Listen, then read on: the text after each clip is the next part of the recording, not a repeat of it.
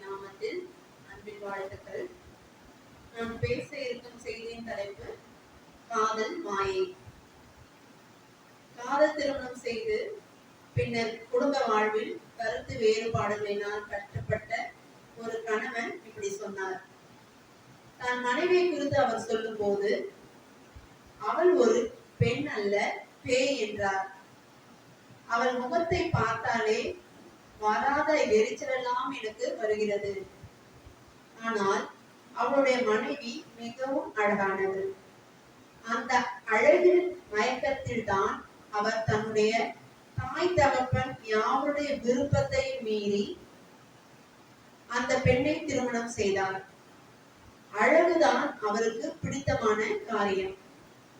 அந்த பிடித்த காரியம்தான் காதல் உறவை உருவாக்கி திருமணம் வரைக்கும் சென்றது. ஆனால் குடும்ப வாழ்விற்கு அந்த அழகு மட்டுமே போதுமானதாய் இருக்கவில்லை. அந்த பெண்ணின் பிற தவறான சுபாவங்கள் நன்றாகவே இல்லை. மனைவி கணவனை குறித்து சொல்லும் போது அவர் மிகவும் கடுமையாக தாக்கி பேசுவார். ஆரம்பத்தில் அன்பாகத்தான் பேசினார், இப்போ இல்லை. அவர் கணவன் அன்பாக பேச தெரிந்தவன், ஆனால் அன்பாக நடத்த தெரியாதவன்.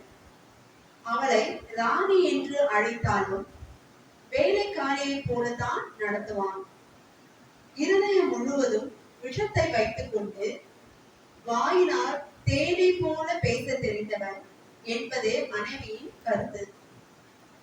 இவ்விதம் தேனாக இனிக்கும் வார்த்தைகளை கேட்டு பிடித்ததின் விளைவாகத்தான் அவள் இவனை காதலித்து ஒற்றை காலில் நின்று அவனை மணந்தாள்.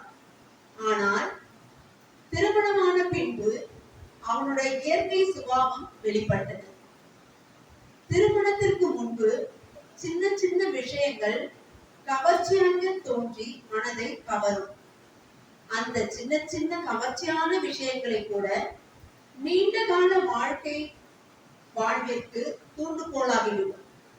ஆனால் உறவு அமைந்த பின்னர் அந்த கவர்ச்சியான விஷயம் குடும்ப உறவை தாங்காது, முறிவு ஏற்படும்.